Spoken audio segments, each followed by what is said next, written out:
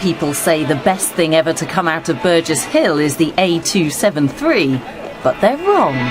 This town was once home to a company that designed a rather special car for legendary speed record breaker Donald Campbell, a car called the Bluebird. Indicating 290. Right where you at, bloody hell. The Bluebird Campbell Norris 7.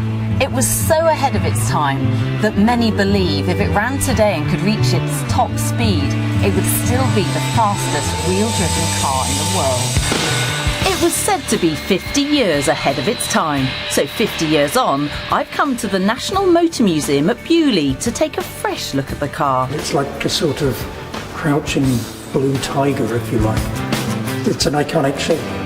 To find out how it set a world record against all the odds. He was digging troughs in the slimy salt when he did his best runs of 403.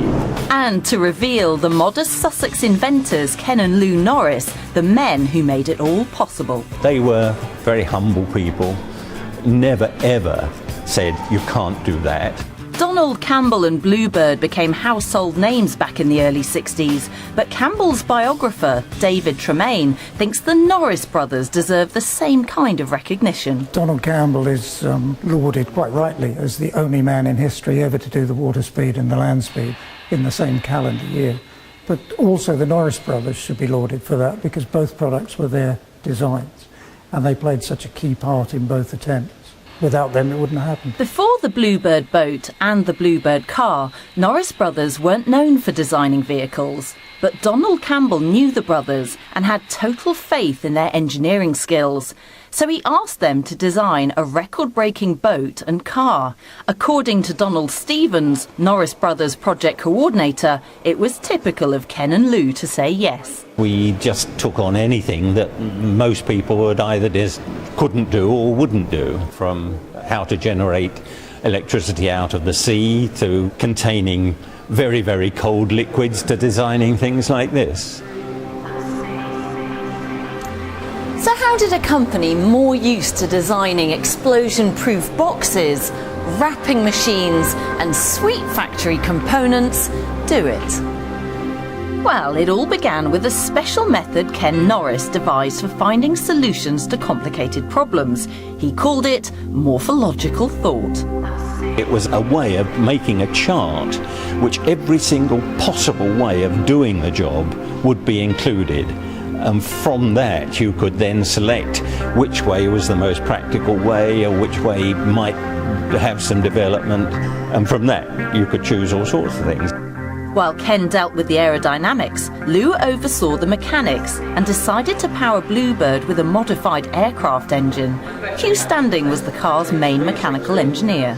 My particular job was modifying the engine, which was a Bristol Proteus, a turboprop engine, and we had to take the gearbox off the front of it and adapt that to have a drive out of the front end and the back end, so that both ends were running at the same speed. It was an educational experience working on the car. It took 29,000 man-hours of development to make Bluebird the safest, most technically advanced land speed car there had ever been. And if that weren't enough, it also managed to be rather beautiful too. The sleek, streamlined shape hid a body of super-strong aluminium honeycomb, an innovation that saved Campbell's life when he crashed the first Bluebird in the Utah desert. The accident that he had at Bonneville in 1960 at the time was the fastest accident anyone had ever survived. Possibly 360 miles an hour, maybe a little bit less. And if you think about that, for him to get away with an accident like that with just a skull fracture, that shows you the strength of the car for sure. After the crash, Bluebird's body was redesigned. Its aerodynamics were tested in this wind tunnel at Imperial College London by Professor John Stollery.